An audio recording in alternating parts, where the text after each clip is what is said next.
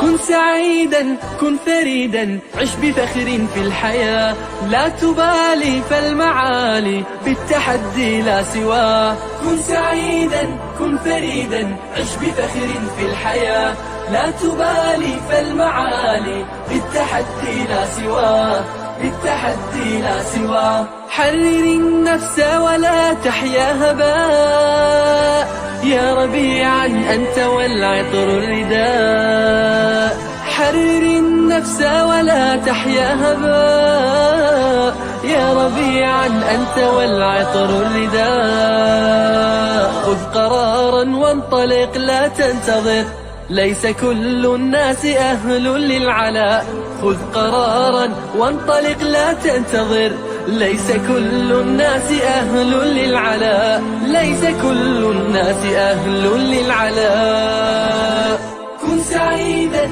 كن فريدا عش بفخر في الحياة لا تبالي فالمعالي بالتحدي لا سواه كن سعيدا كن فريدا عش بفخر في الحياة لا تبالي فالمعالي بالتحدي لا سواه بالتحدي لا سواه ذلك الدهر الذي ترضى به هل يراك الكون من صناعه ذلك الدهر الذي ترضى به هل يراك الكون من صناعه ودع الأحلام يا فارسنا كن بهذا العصر من أعلامه ودع الأحلام يا فارسنا كن بهذا العصر من أعلامه كن بهذا العصر من أعلامه كن سعيدا كن فريدا عش بفخر في الحياة لا تبالي فالمعالي بالتحدي لا سواه كن سعيدا كن فريدا عش بفخر في الحياة لا تبالي فالمعالي بالتحدي لا سواه بالتحدي لا سواه إنما المشتاق للمجد التليد لن تراه مستكينا كالعبيد إنما المشتاق للمجد التليد لن تراه مستكينا كالعبيد إنه ليث البرايا ثابت يمتطي العز بعزم من حديد إنه ليث البرايا ثابت يمتطي العز بعزم من حديد يمتطي العز بعزم من حديد كن سعيدا كن فريدا عش بفخر في الحياة لا تبالي فالمعالي بالتحدي لا سواه كن سعيدا كن فريدا عش بفخر في الحياة لا تبالي فالمعالي بالتحدي لا سواه بالتحدي لا سواه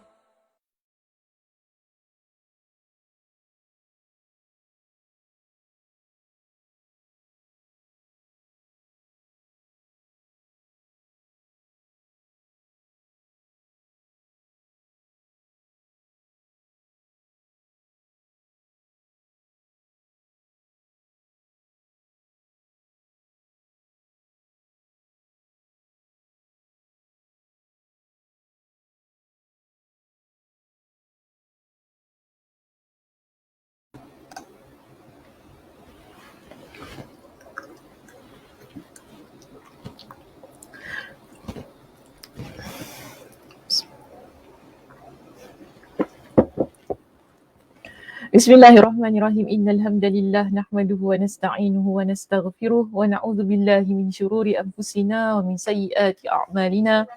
Man yahdihillahu fala mudilla lahu wa man yudlilhu fala hadiya lahu wa asyhadu an la ilaha illallah wahdahu la syarika lahu wa asyhadu anna Muhammadan 'abduhu wa rasuluh. Amma ba'd. Rabbi shrah li sadri wa yassir li amri wa hlul 'uqdatam min lisani yafqahu qawli. Rabbi zidni 'ilma warzuqni fahma. Allahumma inna nas'aluka 'ilman nafi'a wa rizqan thayyiba wa 'amalan mutaqabbala. Assalamualaikum warahmatullahi wabarakatuh. Apa khabar jemaah muslimah kita di Masjid Kampung Siglap pada pagi ini? Mudah-mudahan semuanya dalam keadaan yang sihat sejahtera hendaknya. Dan sudah bersedia untuk ikuti sambungan ya perbincangan kitab kita Ad-Dawa Ad-Dawa. Pertama sekali kita ada kat sini Kak Zah kita pagi-pagi dia masuk. Awal-awal dah masuk dah. Orang pertama saya nampak Nurza Musa is watching. Macam tu kan? Okay.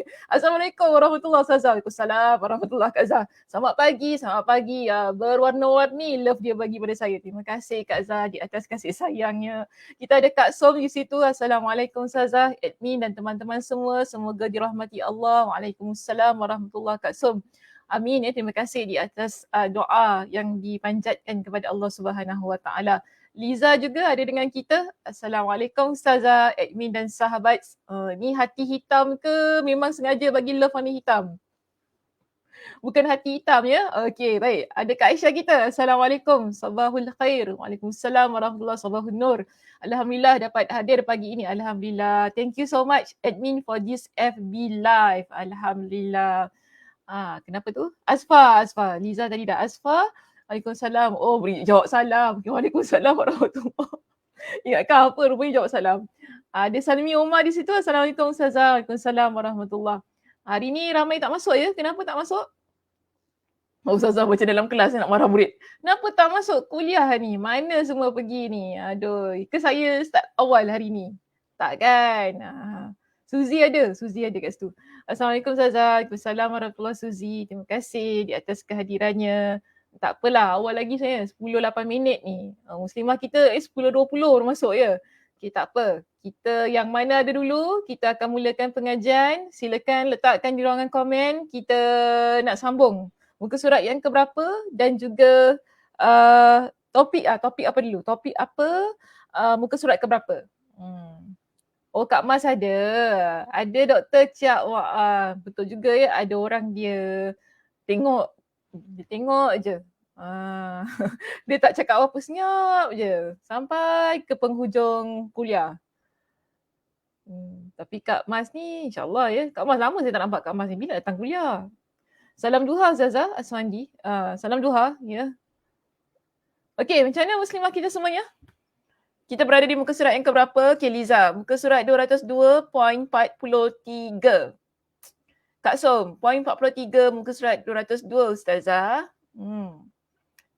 Kak Aisyah, page 202, number 43, maksiat membutakan hati dan melemahkan akal. Dengan topik tajuk yang sekali. Ada yang lain? Sekejap mata saya nampak bengkak Sempat saya tengok muka sendiri. Kurang tidur saya ni. Ada yang lain Kak Zah? Kak Zah ada? Ke Kak Zah nak tulis sama je macam semua orang? Macam tu ke? Macam mana? Kak Mas, muka surat 202.43. Okey, baik. Terima kasih muslimah semuanya. Oh, Kak Zah dia macam copy paste daripada yang atas tu. Muka surat 202.43. Okey, tak apa. Kita lihat ya. Saya rasa betul tu. Saya rasa betul tu. Tak ada yang salah tu. Kan? Tak ada yang salah. Semuanya okey je tu. Baik. Poin kita sama. Maksiat membutakan hati dan melemahkan akal. Poin yang ke-43. Cuma biasalah ya. Muka surat kita sahaja yang berbeza. Tadi muslimah-muslimah semuanya berada di halaman 202. Ustazah je. Ustazah je lain kan kat sini. Ustazah muka surat alamak apa? Ustazah muka surat 211. Macam tu. Actually tak salah. Tak salah. Siapa yang cetakannya samalah macam cetakan saya, kita berada di muka surat 211. Tapi siapa yang ada cetakan kitab cetakan yang terbaru, kitab itu muka surat 202. Itu saja. Yang penting kalau ada juga yang berbeza, mungkin ada cetakan yang lebih baru kan. Wallahualam lah, saya pun tak tahu cetakan ni berbeza-beza. Boleh cari saja poin kita yang ke-43 bertopik Sakinah. Berbunyi maksiat membutakan hati dan melemahkan akal. Macam mana ayat saya? Bertopik maksiat membutakan hati dan melemahkan akal. Okey, kita akan mulakan perbincangan kita di muka surat 211 atau 202 ya pada pagi ini. Baik, kita lihat pada perenggan kita yang pertama di situ. Biasanya pada perenggan yang pertama Imam Ibn Qayyim Al-Jauziyah dia akan sebutkan kepada kita mukaddimah ataupun pendahuluan bagi setiap topik, dan kebiasaannya pendahuluan yang terdapat di setiap poin ini akan menjelaskan berkenaan dengan kesan maksiat yang berlaku pada diri seorang hamba. Jadi kalau kita lihat di sini dijelaskan kepada kita di antara kesan maksiat adalah membutakan hati kita. Antara kesan maksiat ialah menyebabkan hati kita menjadi buta. Sekiranya tidak sampai membutakan hati, maka maksiat akan melemahkan akal kita. Itu yang kadang-kadang kita ni tak boleh berfikir dengan baik bila kita ada, bila fikiran kita kusut, kita buntu, kita tak dapat berfikir dengan baik. Kemudian ini maksud saya kalau sekiranya hidup kita bergelumang dengan dosa demi dosa, kemaksiatan, kemungkaran, banyak sangat perkara dosa yang kita lakukan dalam kehidupan kita, kemudian kita tak bertaubat kepada Allah Subhanahu Wa Taala dan kita tidak mahu bertaubat kepada Allah Subhanahu Wa Taala kerana kita rasa tidak ada keperluan, tidak ada kepentingan, tidak ada kena-mengenanya dengan Allah Subhanahu Wa Taala. Inilah yang menyebabkan hati kita boleh menjadi buta. Bahkan dia kata kalau tak butakan hati kita, dia menyebabkan akal kita menjadi lemah sehingga kita tidak mampu berfikir dengan sebaik-baiknya. Jadi ini kita panggil sebagai kesan apabila seseorang muslimah dia melakukan dosa dan maksiat dalam kehidupannya yang mana dia dah rasa comfort, dia rasa selesa dengan dosa dan maksiat tersebut. Jadi dijelaskan kepada kita hal ini pasti terjadi. Kalaulah begitu keadaan kita ni muslimah, ia pasti terjadi. Apa yang pasti terjadi? Membutakan hati kita dan melemahkan akal kita. Sebelumnya sudah dijelaskan bahawasanya maksiat melemahkan hati. Okay, kita dah discuss pada perbincangan poin kita yang ke-42. Bagaimana hati kita ni menjadi lemah, iaitu pengetahuan menjadi lemah. Pengetahuan kita menjadi lemah, akal kita menjadi lemah kerana kita ni melakukan kemaksiatan sehingga kita tak dapat menggunakan ilmu pengetahuan yang kita miliki dengan sebaik-baiknya lantaran ia sudah ditutupi dengan kemaksiatan demi kemaksiatan itu tadi. Jadi bila berlaku hal yang sedemikian, Imam Ibn Al-Qayyim Al-Jauziyah dijelaskan lagi kepada kita dalam topik ini. Kalau kita lihat pada perenggan kita yang kedua di situ, jika hati menjadi buta dan lemah, bila hati kita ni jadi buta dan lemah, nescaya ia tidak lagi mengenal petunjuk dan kehilangan kekuatan untuk merealisasikan petunjuk tersebut. Jadi ini kita panggil what's next lah. Apa yang berlaku berikutnya? Bila hati kita jadi buta, akal kita menjadi lemah, apa yang berlaku kepada kita? Adakah itu sahaja? Di sini Imam Ibn Al-Qayyim Al-Jauziyah dijelaskan, jika itulah yang berlaku pada diri kita, orang itu dia tidak dapat mengenal petunjuk. Allah Subhanahu Wa Taala dah berikan kepada dia dengan petunjuk mana satu yang betul, mana satu yang salah. Tapi dia masih lagi tak dapat nak kenal. Dia masih lagi kata tak naklah saya nak buat juga perkara yang tak baik ini. Dia begitu, kan?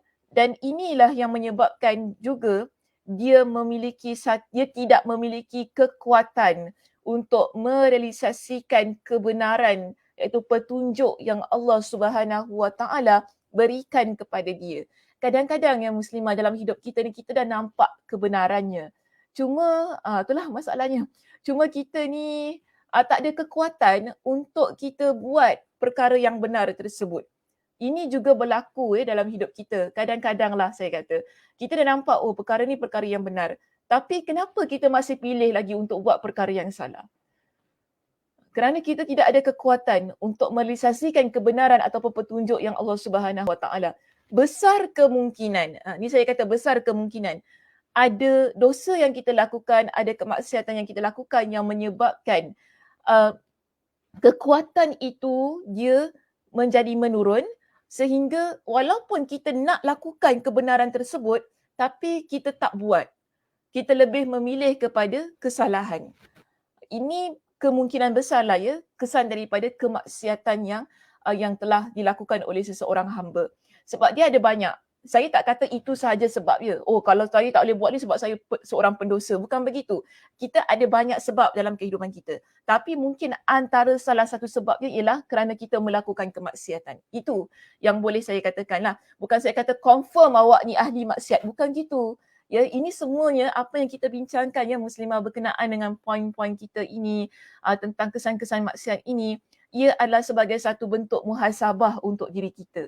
Tak salah kan kalau sekiranya kita rasa ada banyak masalah, kalau sekiranya kita rasa hidup kita ni terombang-ambing, kita rasa tak boleh berfikir dengan baik, tak salah kita beristighfar kepada Allah, kita bertaubat kepada Allah. Kemungkinan ada dosa yang kita lakukan, kita terlepas pandang dalam kehidupan kita. Jadi ia bukan satu perkara yang salah. Kalau kita rasa diri kita ada melakukan dosa, kerana manusia biasa, kita ni tak terlepas daripada melakukan kesalahan dalam kehidupan. Sama ada kita sedar ataupun tidak. Mungkin kita tertinggi suara kepada ibu kita, kan? Kita tercakap kasar dengan ayah kita. Wallahu a'lam, kita tak terfikir kerana kita terlupa tentang perkara-perkara begini. Mungkin kita ada mengguriskan hati teman-teman kita melalui gurauan kita contohnya, ataupun dengan adik-beradik, dengan anak kita, dengan suami kita tak pernah tahu tindakan-tindakan kita. Mungkin saya kata ada perkara-perkara yang kita terlepas pandang. Jadi tak salah ya kalau sekiranya dalam hal-hal yang begini kita terus rasa mungkinlah ya, kenapa saya rasa susah nak fikir, saya susah nak selesaikan masalah ini, jiwa saya tak tenang, ada banyak masalah. Taubat kepada Allah Subhanahu Wa Taala, beristighfar kepada Allah Subhanahu Wa Taala. Ia merupakan antara cara untuk kita memperoleh solusi, untuk kita dapat berfikir dengan setenang-tenangnya kerana istighfar kita, taubat kita kepada Allah Subhanahu Wa Taala. Jadi begitulah keadaan kehidupan kita ni sehari-hari. Ya tak semestinya saya kata kerana orang yang buat dosa je lah yang kena bertaubat. Tak begitu. Kan kadang-kadang kita ni yang dah solehah ni, yang sudah sedia solehah ni jangan lupa. Ini masalah kita kadang-kadang. Kita rasa kita dah cukup baik. Kita solat 5 waktu, kita tahajud, kan? Kita buat witir, qabliyah, ba'diyah, kita baca Quran hari-hari, kita bersedekah banyak, kita rasa kita berbakti kepada kedua ibu ayah kita. Tapi mungkin kerana keadaan-keadaan yang begini menyebabkan kita rasa kita tak ada buat salah. Itu kadang masalah juga hidup kita. So, perbanyakkan istighfar, perbanyakkan taubat, ia berada pada semua makhluk, semua manusia. Sebab apa? Hatta Nabi SAW pun dalam pelbagai riwayat menunjukkan bahawa Nabi beristighfar 100 kali sehari. Ada riwayat menunjukkan Nabi beristighfar kepada Allah 70 kali sehari. Maknanya setiap hari Nabi SAW beristighfar. Itu Nabi. Kan? Seorang Nabi yang maksum, yang mana Allah Subhanahu Wa Taala telah ampunkan dosanya yang telah lalu dan akan datang. Apatah lagi kita ni yang kita tak tahu dosa kita ni macam mana, keadaan dia. Wallahu a'lam bissawab. Sebab tu tak menjadi kesalahan kalau kita ni ada rasa susah, ada rasa jiwa tak tentram, bertaubat kepada Allah, beristighfar kepada Allah. Jangan kita jadikan topik-topik ini ni untuk orang yang buat dosa je, saya tak perlu semua ni. Kan tak boleh begitu. Dia menjadi sesuatu yang menyebabkan kita nak kembali kepada Allah tidak kira dalam apa jua keadaan. Kerana apa? Nabi SAW dah tunjukkan kepada kita. Walaupun kita bukan seorang pendosa, walaupun dia seorang Nabi, tapi dia sentiasa beristighfar kepada Allah Subhanahu Wa Taala. Itu cantiknya kehidupan kita begitu. Okey, jadi supaya apa? Kita ni ada kekuatan untuk melaksanakan kebenaran-kebenaran yang ada di hadapan mata kita. Bila kita nampak satu benda yang betul, kan kita raikan, kita lakukan, kita tak tolak tepi, kita tak hina kebenaran-kebenaran ini. Bahkan kita raikan dan kita nak amalkan, kita support kebenaran-kebenaran. Bila kita nampak kesalahan, kita tak suka, kita benci, itu orang yang beriman je begitu. Kalaupun kita kata kita tak mampu untuk lakukan apa-apa, tapi kalau kita nampak kemungkaran, kita nampak perkara dosa, kita tahu dalam agama kita salah, pertama sekali jiwa kita mesti mengingkari. Okay, hati kita mesti benci dengan apa yang orang tu buat. Bukan benci pada orang tu tahu, tapi perbuatan dia. Kerana ia adalah perbuatan yang mungkar. Ni orang yang beriman jiwanya perlu begitu. Baru hidup hati dia. Ya, barulah itu menjadikan dia satu kekuatan untuk dia merealisasikan kebenaran yang sentiasa ada di sekitar dia. Okey, baik. Seterusnya kita lihat pada perenggan kita yang berikutnya di sini. Imam Ibnul Qayyim Al-Jauziyah setelah dia jelaskan kepada kita berkenaan dengan kesan, ya, apa yang berlaku pada jiwa kita, keadaan diri kita setelah kita ni banyak melakukan dosa yang tidak mahu bertaubat kepada Allah Subhanahu Wa Taala, jiwa kita lemah, hati kita lemah, akal kita tak boleh berfikir dengan baik sehingga kita tidak ada kekuatan untuk merealisasikan kebenaran. Dan beliau di sini rahimahullah disebutkan kepada kita tentang kesempurnaan yang ada pada manusia. Ya, antara kesempurnaan yang ada pada manusia, dia sebutkan kepada kita dua. Ya, ada dua kesempurnaan yang boleh dimiliki oleh manusia dalam kehidupannya. Iaitu, bila kita lihat di sini, dia kata, sesungguhnya kesempurnaan manusia itu terdapat pada dua pokok. Bukan dua pokok. Pokok apa ya? Pergi rumah mak saya banyak pokok lah ya. Rumah saya tak ada pokok. Ada dua pokok, nak pilih pokok mana? Tak, ada pada dua prinsip, dua keadaan yang utama ya, begitu maksud pokok di sini. So dia ada pada dua pokok, iaitu dua prinsip utama. Pertama disebutkan mengenal yang benar. Okay, benar ni maksudnya yang hak. Okay, mengenal yang benar dari yang sesat, iaitu batil. Itu yang pertama. Kita kenal mana satu yang betul, mana satu yang salah. Mana satu yang benar, mana satu yang sesat. Kita dapat detect, kita dapat tahu. Inilah yang menunjukkan bahawa kita ni antara insan yang memiliki ciri-ciri kesempurnaan. Sebab kita dapat bezakan yang mana buruk, yang mana yang baik. Kemudian, bukan itu sahaja. Kerana kalau kita cuma ada satu saja poin di sini, dia pun tak guna juga. Ramai orang boleh bezakan, oh ni betul, ni salah kan. Ramai orang boleh buat macam tu. Aku rasa ni betul lah, ni salah ni. Ni betul ke masa salah? Oh ni salah, ni salah. Ni tahu jahat lah macam tu kan. Tapi dia mungkin dia tak ada yang kedua ini. Ciri yang kedua, iaitu mengutamakan yang benar dari yang batil. Sebab poin yang pertama, ramai orang boleh miliki. Ramai antara kita yang tahu mana betul, mana salah. Dosa ya mengumpat, tapi buat juga mengumpat tu. Kan? Dosa tau cakap pasal orang. Dosa tau menyakiti jiran. Dosa tau tak baik tau buat gitu, buat gini. Dosa tau kalau kita jemur baju tak perah dulu. Dosa ya sebab menyakiti jiran dekat bawah. Tapi kita buat juga. Padahal kita tahu. Ya, mengenal yang benar dan yang batil tu kita tahu dah muslimah. Tapi kenapa ada juga orang buat? Kerana dia tak ada poin yang kedua tu tadi. Prinsip yang kedua tu dia tak ada. Dia tidak boleh untuk mengutamakan yang benar dari yang batil. Sebab itu orang yang memiliki kesempurnaan, dia memiliki kesempurnaan dia maksud jiwa dia, raga dia, pemikiran dia. Dia bukan sahaja mampu untuk mengenal mana yang benar dan yang batil.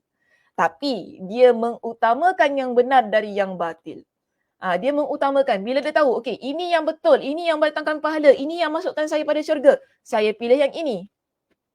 Dia utamakan yang itu. Yang bawa dia pada kemaksiatan, yang bawa dia kepada kejahatan, masukkan dia ke dalam neraka, dia akan tinggalkan. Kerana apa? Dia mengutamakan yang benar dari yang batil.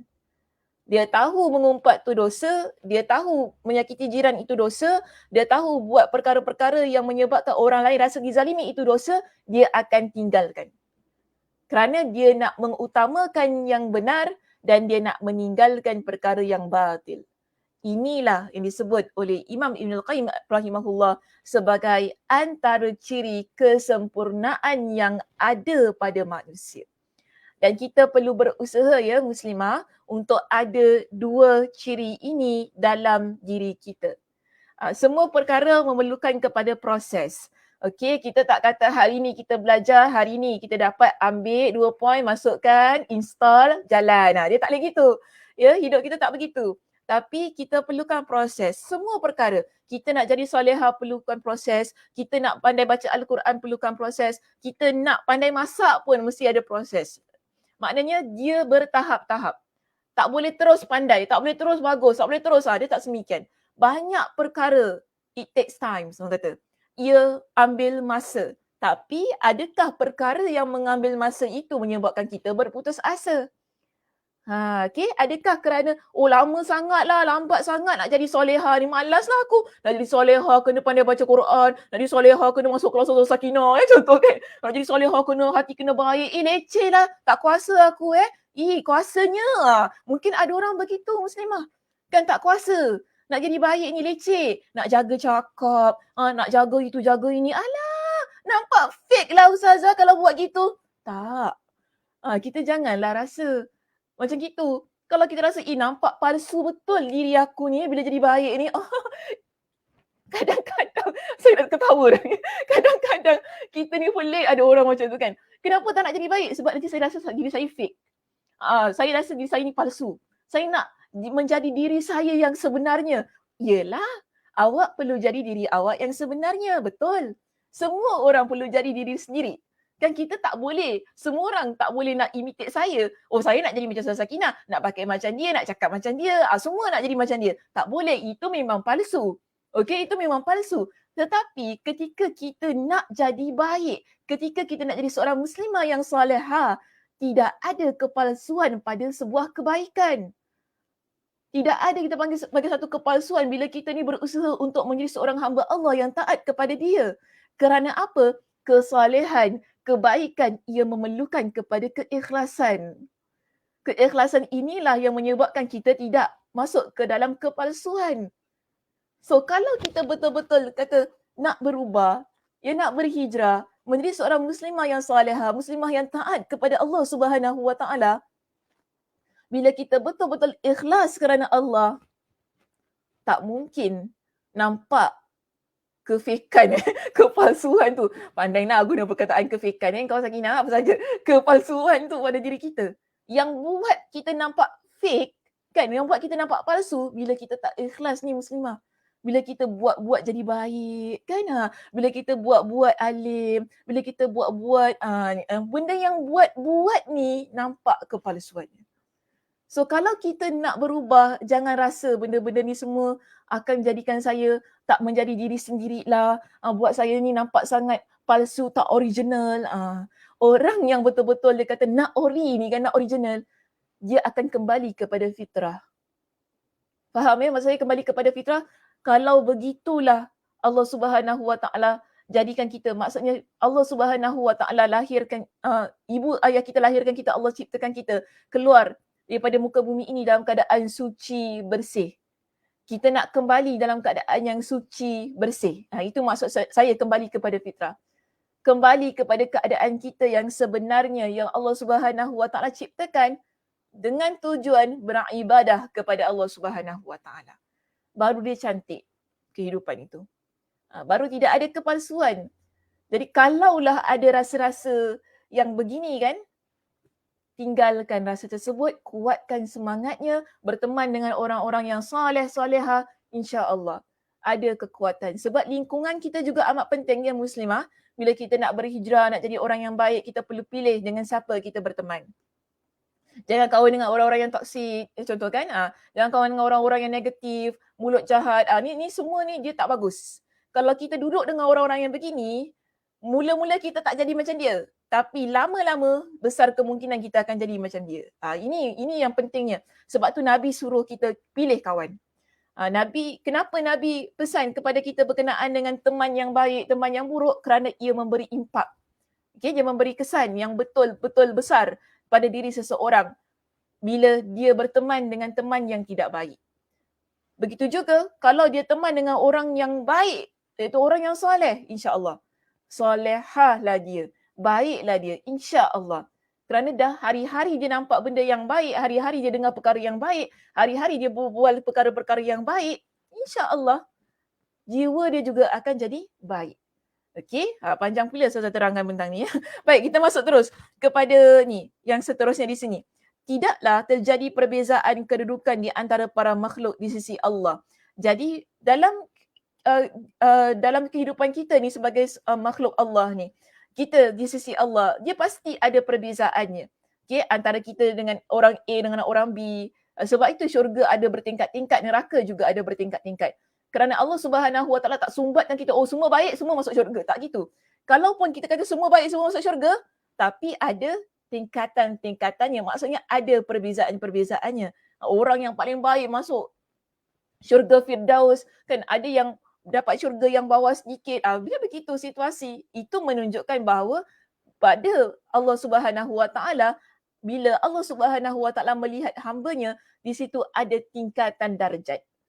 Dan di sini Imam Ibn Qayyim Al-Jauziyah didatangkan kepada kita dengan sebuah dalil untuk menunjukkan bahawa terdapat perbezaan kedudukan makhluk di sisi Allah Subhanahu Wa Taala, yang mana rahimahullah di sini beliau rahimahullah menjelaskan kepada kita tidaklah terjadi perbezaan kedudukan di antara para makhluk ini semua bila baik di dunia maupun di akhirat. Maknanya perkara ini di sisi Allah dia berlaku di dunia dan juga di akhirat.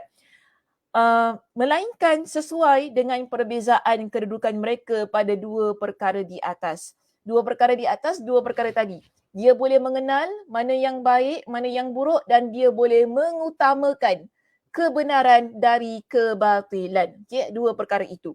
Kerana begini, saya nak jelaskan sedikit lagi ya muslimah. Bila kita ada dua perkara tersebut, kita akan tinggalkan kemaksiatan. Kita akan taat kepada Allah, kita akan lakukan semua perkara-perkara yang Allah Subhanahu Wa Taala perintahkan. Dan dalam masa yang sama, kita akan tinggalkan perkara-perkara yang Allah larang.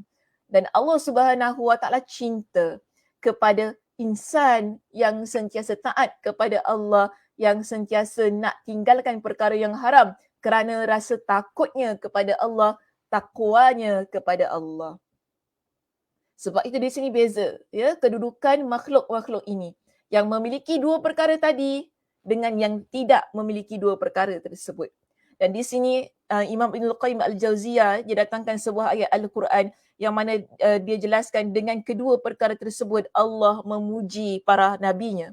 Jadi ada di kalangan para nabi yang memiliki kedua-duanya. Bagi saya para nabi semuanya ada. Cuma ni sebagai perumpamaan ataupun contoh yang Allah Subhanahu Wa Taala sebutkan di sini. Yang mana Allah Subhanahu Wa Taala sebutkan, firmankan, "Wadhkur ibadana Ibrahim wa Ishaq wa Yaqub." Dan ingatlah hamba-hamba kami. Siapa? Itu Nabi Ibrahim, Nabi Ishaq dan juga Nabi Yaqub. Yang Allah sebutkan memiliki dua ciri utama. Ulil aidi wal absar. Okey, boleh highlightkan dua perkara ini. Ulil aidi wal absar. Yang mana mereka mempunyai perbuatan-perbuatan yang besar. Ulil aidi itu maksudnya memiliki perbuatan-perbuatan yang besar. Wal absar. Absar maksudnya dan ilmu-ilmu yang tinggi. Surah Sad ayat yang ke-45.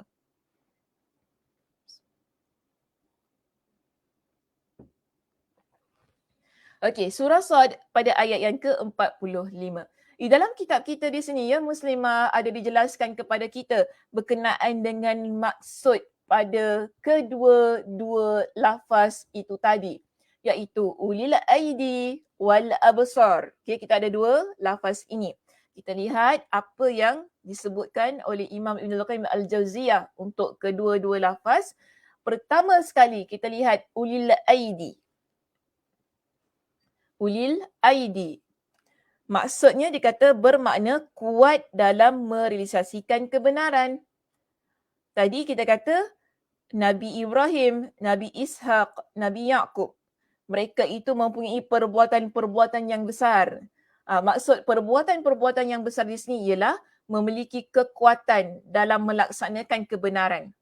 Okey, mereka ini memiliki kekuatan untuk merealisasikan kebenaran yang mereka percaya, yang mereka pegang, yang Allah Subhanahu Wa Taala turunkan kepada mereka. Seterusnya, kita ada perkataan yang kedua di sini, wal absar. Wal absar bermakna pandangan, ilmu dan pengetahuan agama. Bermakna Nabi Ibrahim, Nabi Ishaq dan juga Nabi Yaqub, mereka ini ada kedua-dua ciri tadi. Dan saya juga sebutkan semua nabi, semua para nabi memiliki kedua-dua ciri ini. Namun di sini Allah Subhanahu Wa Taala berikan nama-nama mereka sebagai contoh untuk kita fahami, untuk kita hayati kisah perjalanan kehidupan mereka. Dan tapi saya tak dapat lah nak datangkan setiap satu kisah perjalanan hidup mereka, dan saya amat mengharapkan muslimah-muslimah semua yang ikuti mungkin nanti boleh buat research sedikit, buka sedikit kitab, buka kisah-kisah sejarah, kisah-kisah para nabi, bagaimana kehidupan Nabi Ibrahim, Nabi Yaqub, Nabi Ishak ini sehingga Allah Subhanahu Wa Taala menyebutkan mereka ini memiliki dua ciri itu. Dia mesti ada peristiwa yang menyebabkan Allah Subhanahu Wa Taala sebutkan berkenaan kedua ni. Kalau kita nak kata tentang Nabi Ibrahim mudah. Nabi Ibrahim dia berani kan di situ kan, dia merealisasikan kebenaran bagaimana bila dia menghancurkan berhala. Dan dia tahu itu adalah perkara yang benar. Itu konteks dia konteks kita jangan buat begitu nyaya. Konteks yang tiba-tiba pergi tempat pergi musnahkan. Tapi itu Nabi Ibrahim, konteks Nabi Ibrahim, keadaan kehidupan baginda di situ, kemampuan dia bagaimana dia menghancurkan berhala-berhala. Jadi dia ada kekuatan untuk merealisasikan kebenaran. Nampak kisah Nabi Ibrahim. Kenapa dia buat begitu? Kerana dia ada absar. Absar maksudnya dia ada pandangan, ada ilmu dan pengetahuan agama yang benar pada diri dia. Sehingga dia ada kekuatan untuk merealisasikan kebenaran tersebut. Okay, so ada dua ciri ini yang kita panggil sebagai ulil aidi wal absar. Kemudian, jadi kerana kedua perkara ini kan yang ada pada mereka, jadi Allah menyifatkan mereka dengan kesempurnaan pengetahuan terhadap kebenaran dan kesempurnaan dalam merealisasikannya. Jadi oleh kerana Nabi Ibrahim, Nabi Yaqub, Nabi Ishak, mereka ada peristiwa-peristiwa yang terjadi dalam kehidupan mereka ketika mereka berdakwah, dalam masyarakat mereka, dalam konteks mereka, Allah Subhanahu Wa Taala menyebutkan bahawa mereka ini memiliki kesempurnaan akal, iaitu pengetahuan mereka, dan juga mereka ada kesempurnaan kekuatan untuk melaksanakan kebenaran yang sudah termaktub ataupun sudah terkandung dalam kekuatan pengetahuan ilmu agama yang mereka miliki. Jadi tepatlah untuk ketiga-tiga nabi ini Allah Subhanahu Wa Taala sebutkan berkenaan dengan dua ciri utama tadi yang menunjukkan ciri kesempurnaan yang ada pada manusia. Pertama, jangan lupa muslimah mengenal kebaikan, mengenal kebaikan dari keburukan. Kemudian yang kedua, mengutamakan kebaikan dari keburukan. Dia bolehlah tukar sesat, kebenaran dan sebagainya. Yang penting satu baik, satu buruk. Begitu keadaannya. Okey, seterusnya kita lihat pada muka surat yang berikutnya. Jika Saza dah masuk muka surat 212, saya tak tahu kalau teman-teman yang lain muka suratnya yang berapa ke berapa. Mungkin 203 mungkin begitu ataupun dah lebih ke wallahu a'lam sebab kita pun mungkin fontnya berbeza, size dan sebagainya. So kalau ada letak layar di situ 212 kita dah masuk muka surat 212 yang mana akan menceritakan tentang 4 kelompok manusia. Jadi dalam keadaan ulil aidi wal absar, kita dalam hidup kita ni muslimah ada 4 kategori manusia berkenaan dengan kekuatan merealisasikan kebenaran dan juga berkenaan dengan pandangan ilmu dan pengetahuan agama.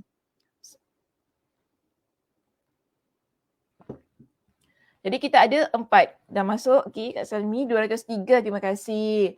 203. Okey, so kita ada 2. Okey, tadi ulil aidi wal absar ni kemudian dibahagikan kepada 4 kategori manusia. Sama ada mereka ini mampu untuk merealisasikan kebenaran dengan ilmu mereka ataupun tidak.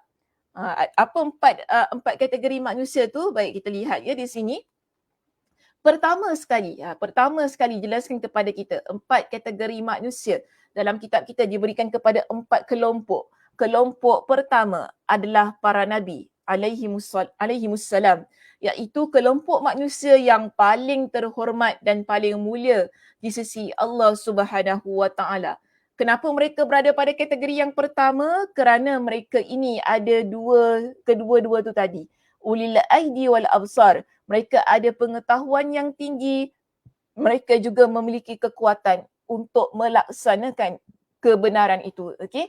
Untuk merealisasikan kebenaran yang mereka tahu Di sini mereka dapat mengenal perkara yang benar dan yang batil. Mereka juga dapat mengutamakan kebenaran dari yang batil. Itu kategori yang pertama, para nabi, itu anbiya. Kemudian kita ada kelompok yang kedua. Kelompok yang kedua ia adalah lawan dari kelompok yang pertama. Kan? Kalau yang pertama tadi dua-dua ada kekuatannya, Masya Allah Tabarakallah, sebab mereka ni para nabi. Tapi kalau kategori yang kedua ni dua-dua dia tak ada. Tak ada. Orang kata orang Kedah kata tak ada. Tak ada, dua-dua tak ada. Tak ada itu kan. Kelompok kedua adalah lawan dari kelompok pertama, iaitu orang yang sama sekali tidak mempunyai pengetahuan dalam agama dan tidak memiliki kekuatan untuk mengaplikasikan kebenaran. Tak ada ilmu agama, tak ada kekuatan untuk melaksanakan kebenaran. Dua-dua langsung dia tidak ada. Mereka adalah majoriti makhluk yang ada. Imam Ibn Qayyim Al-Jawziyah kata apa ni? Kategori yang kedua, majoriti. Ramai yang ada di atas muka bumi ni masuk pada kelompok yang kedua. Mereka melihat mereka membuat mata, jiwa dan hati kita menjadi sakit.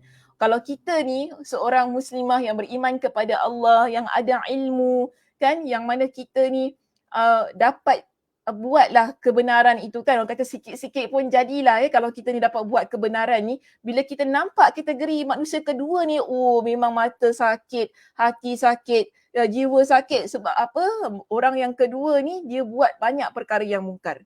Ini yang tadi saya kata, kita kalau tak dapat nak betulkan ataupun kita ni tidak ada kekuatannya untuk tegur pun, sekurang-kurangnya kita boleh ingkari dengan hati, tu pun dah cantik dah orang kata. Kan? Jangan pula kita baguslah buat macam tu, kita pun raikan. Itu memang tak tahulah keimanannya letak mana, keimanan campak mana. Kalau kita betul menjadi seorang muslimah yang beriman, nampak perkara yang mungkar, kita akan benci. Ini pertama sekali, mesti ada dalam hati kita. Jadi mereka membuat bumi terasa sempit dan harga semakin mahal. Tidak seorang pun yang mendapatkan faedah persahabatan dengan mereka kecuali orang-orang yang hina dan rendah. Kalau kita ni berteman dengan pada kategori yang kedua ni, memang ada banyak problem, ada banyak masalah. Kita akan terkena tempias daripada dosa yang mereka lakukan. Kadang-kadang tak terlibat pun jadi terlibat kerana kita berteman dengan mereka. Sebab tu tadi dia kata kecuali orang-orang yang hina dan rendah yang akan mendapatkan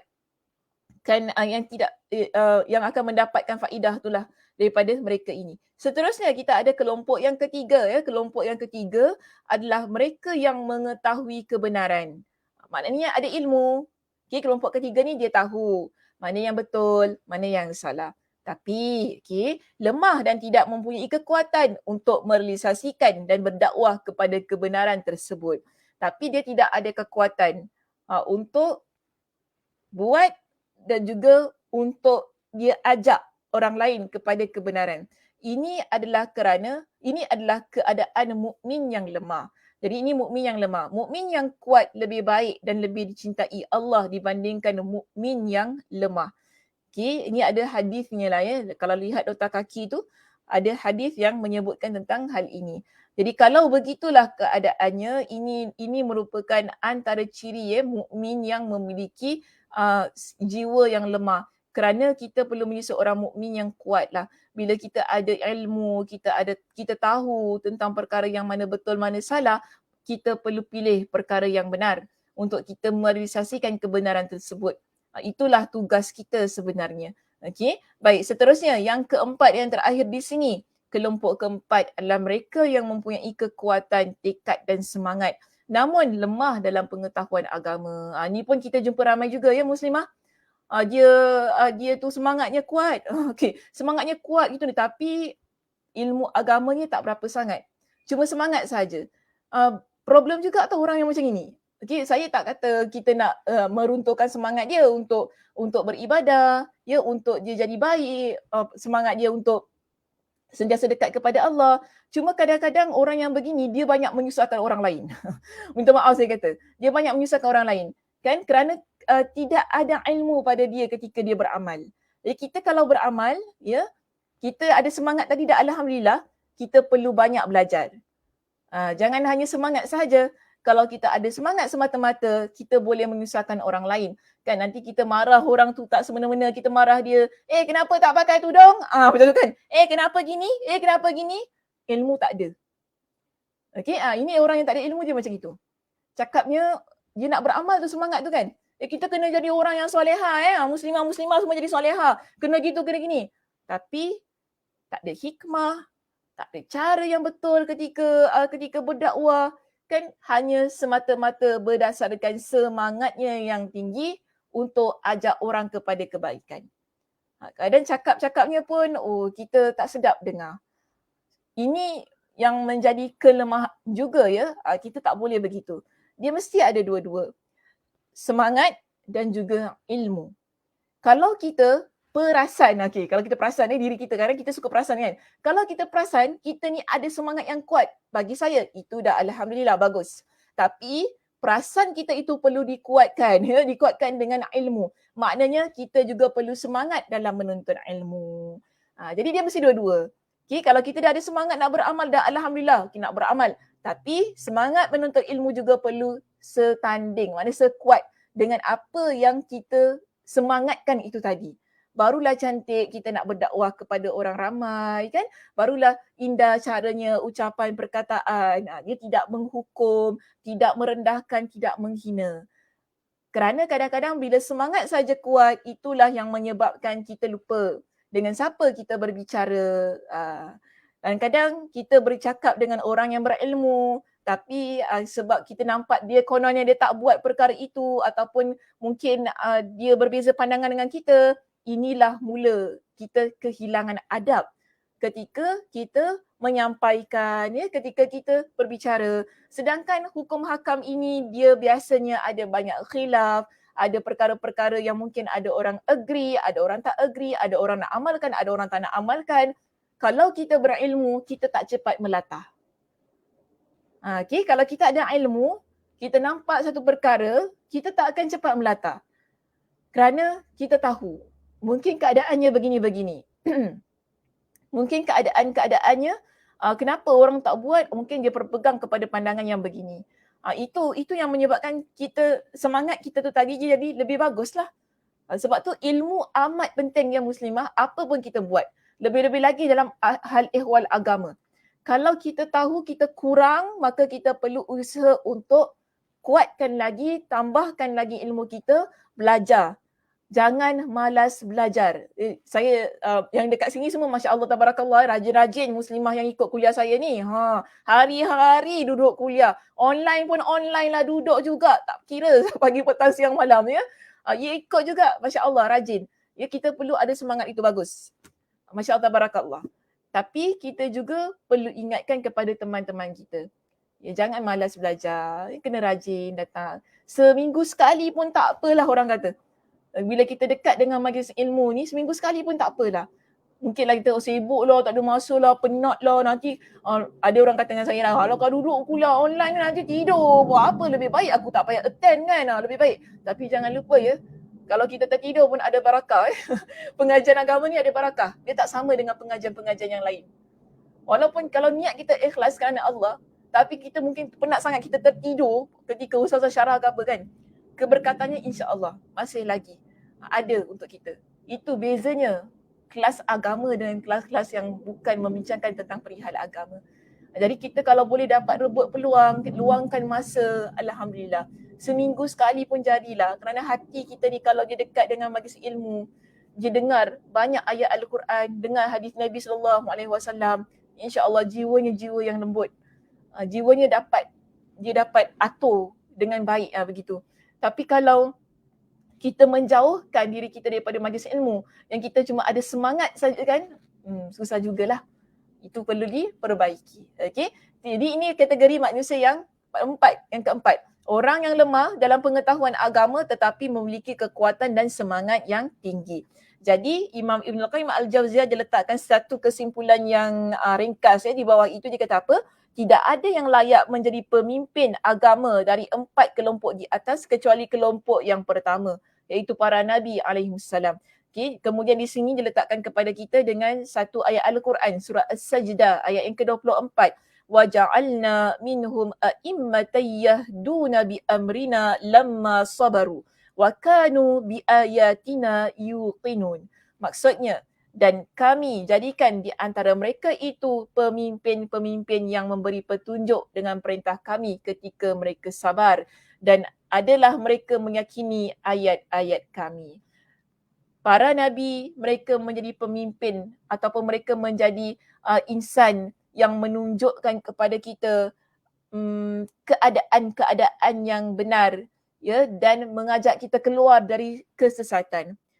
Nabi SAW adalah pemimpin agama kita yang mana memberikan kepada kita dengan panduan, memberikan kepada kita dengan cara-cara beribadah, ya, memberikan kepada kita dengan cara yang betul bagaimana untuk melalui kehidupan dan merealisasikan kebenaran. Jadi yang kategori manusia pertama inilah, iaitu para Nabi alaihissalam, mereka semua ini adalah di kalangan pemimpin yang layak, ya, untuk diangkat sebagai orang yang memberi panduan pada agama kita. Dan apa-apa yang kita buat, ya, pertama sekali kita perlu lihat kepada para Nabi. Nabi SAW, kalau kita lihat Nabi SAW, apa yang Nabi SAW tunjukkan untuk kita, sunnahnya bagaimana, kerana Nabi adalah pesuruh Allah Subhanahu Wa Taala.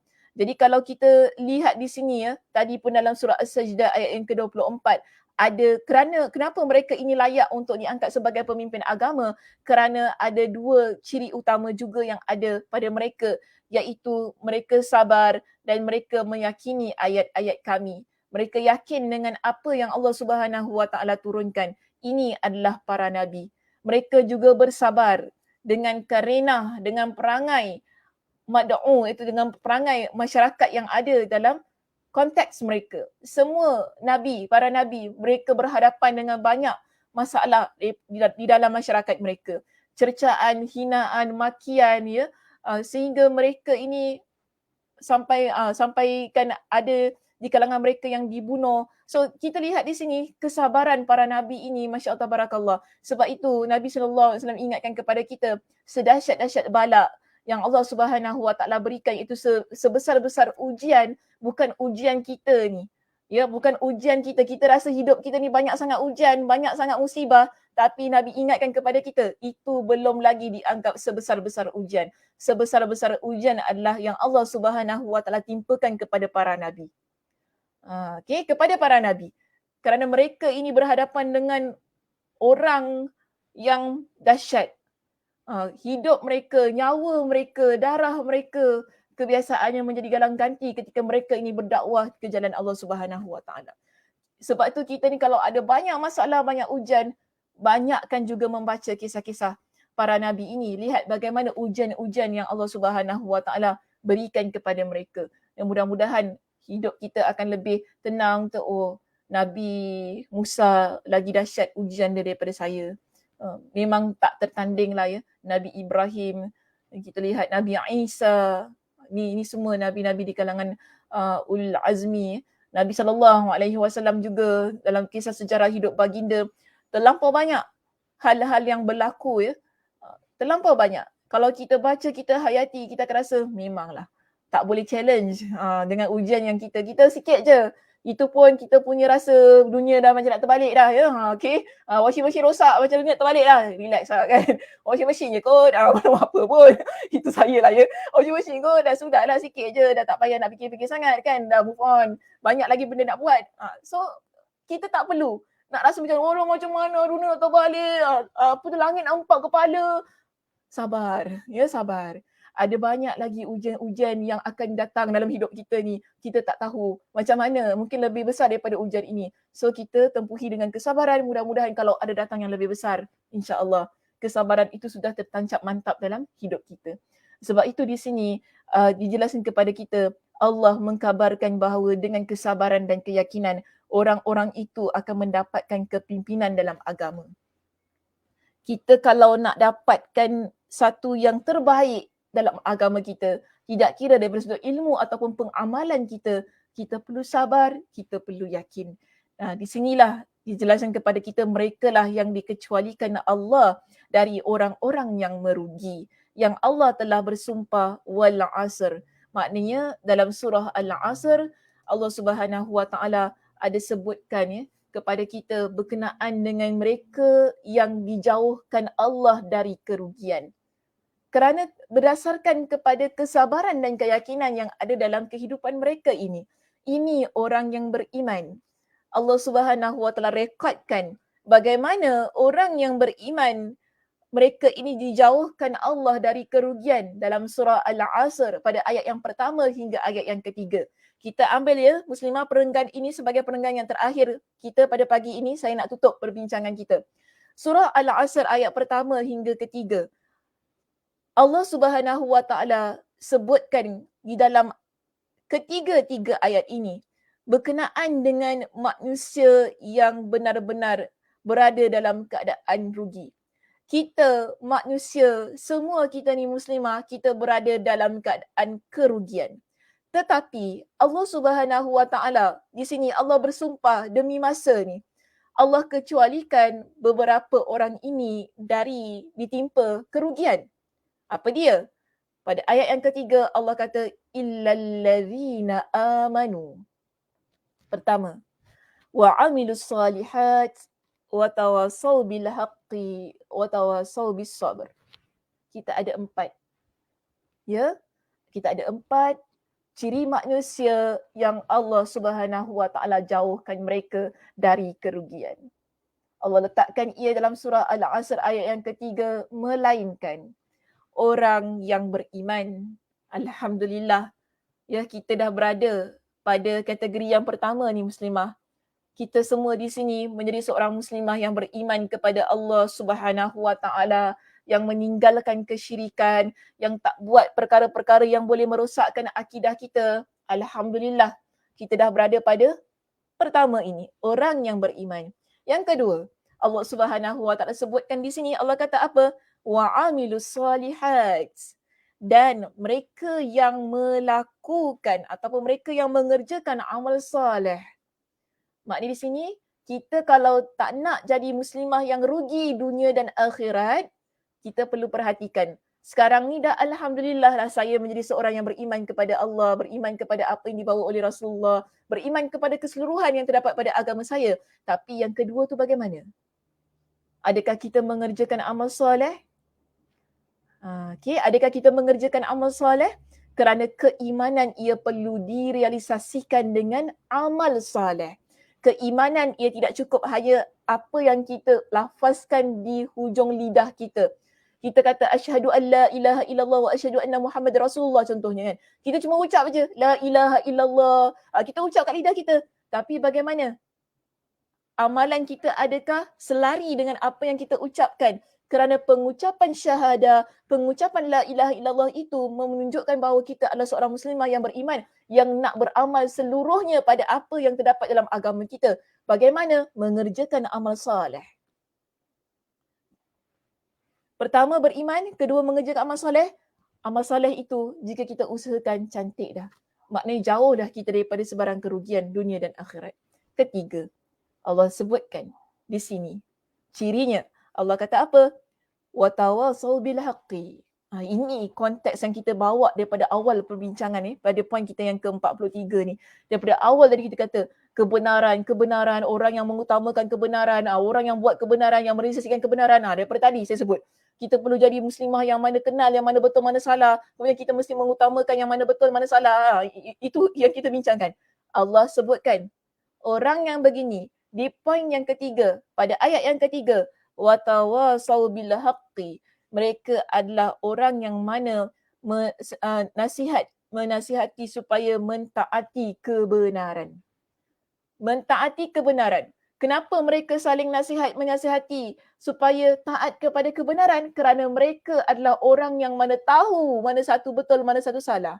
Mereka adalah orang yang mengutamakan kebenaran. Sebab itu bila mereka jumpa dengan teman-teman, saudara, ahli keluarga, ya, mereka akan mengutamakan kebenaran. Bila mereka berkata, mereka akan berkata yang benar. Bila mereka berpesan, mereka akan berpesan kepada yang benar. Tak ada nak bedek-bedeknya lah.